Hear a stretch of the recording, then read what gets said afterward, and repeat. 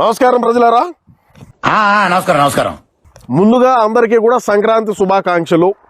మరి ముఖ్యంగా అన్నను ప్రదానం చేయాలనుకునే వాళ్ళకు కూడా. ఏంటి మమ్మీ ఎవడీడు?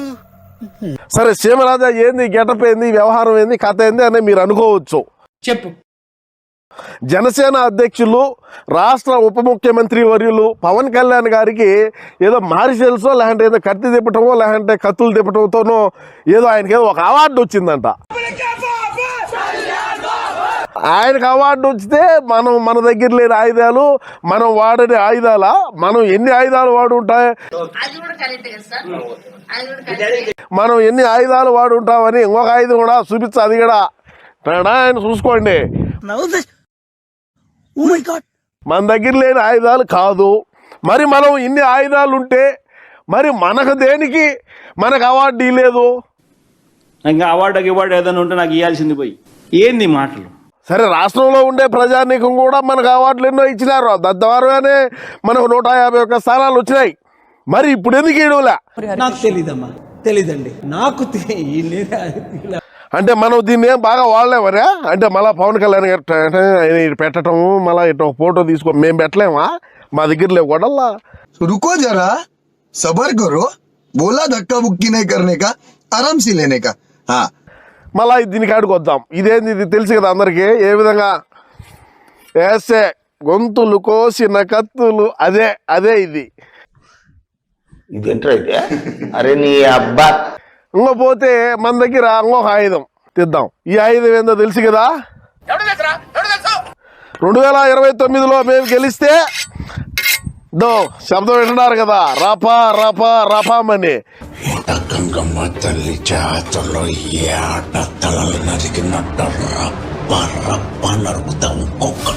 మీరు మమ్మల్ని గెలిపియాలా, కానీ 2039లో గెలిపియాలి. ఎందుకంటే 2029లో మేము కన్నా గెలిస్తే దే పనే. సో నేనేం చెప్తాను అంటే, మేము వాడని ఆయుధాలు లేవు. మేము ఇటువంటి ఆయుధాలు ఎన్నో వాడినాం. సాహసం అనే చెప్పాలి. అంటే మీరు అనుకోవచ్చు ప్రజలారా, ఏంది సీమరాజు గెటప్ ఏంది, ఇదంతా ఏంది బాయ్ ఈ కథ వ్యవహారం ఏంటని. పవన్ కళ్యాణ్ గారు నిన్న కోట్ వేసుకున్నారు.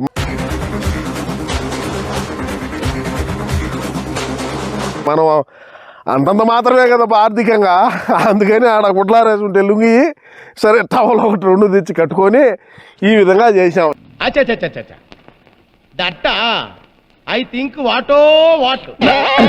చిన్నాయన్నట్ట అట్ట కదా. చిన్నాయన్ను వేసే వాళ్ళము, ఇంకొక రకంగా వేసే వాళ్ళము. అదేవిధంగా ప్రతిపక్షంలో ఉండేటువంటి వాళ్ళు ఎవరైనా సరే మాకు వ్యతిరేకంగా మాట్లాడితే వాళ్ళని అందరినీ కూడా యాడికి పంపించినాము, కేసులు పెట్టినాము, లేకుంటా ఉంటే అసలు లేక పంపించినాము. అరే ఏంట్రా ఇది?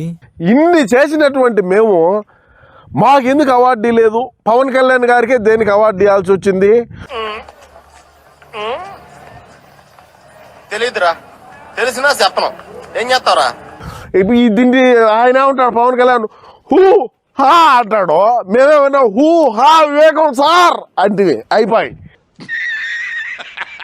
హూ హా వివేకం సార్ అయిపోయింది, హూ హా తోట చంద్రయ్య అయిపోయింది. అందరూ చూస్తా ఉండడం కానీ ఏం మళ్ళీ దాపరికేమిలే. అయినా మమ్మల్ని గుర్తిలేదా?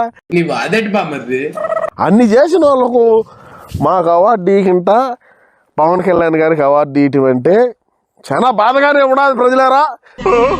ఊరుకో ఎద్దులో ఉన్న ఏడిస్తే దరిద్రంగా ఉంటది. సరే ఈసారి మనం కనుక గెలిస్తే మన వాళ్ళందరూ కార్యకర్తలు, అదే విధంగా మన జగనన్న కూడా అంటున్నాడు కదా రపామని.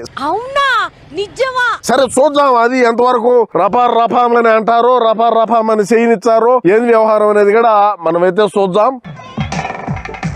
ఏది ఏమైనప్పటికీ ఇటువంటి ఆయుధాలు మన దగ్గర ఉండాలా, ఉంటేనే మనం గెలిచగలుగుతాం, లేదంటే ఇబ్బంది. సరే ఆయనకు తల మీదంటే ఏదో కట్టినారు, మనం వేరేటి కట్టుకోలేం కాబట్టి కట్టాలన్నా ఏమి చేయాలన్నా ఇదే, అందుకని దీన్నే కట్టినా.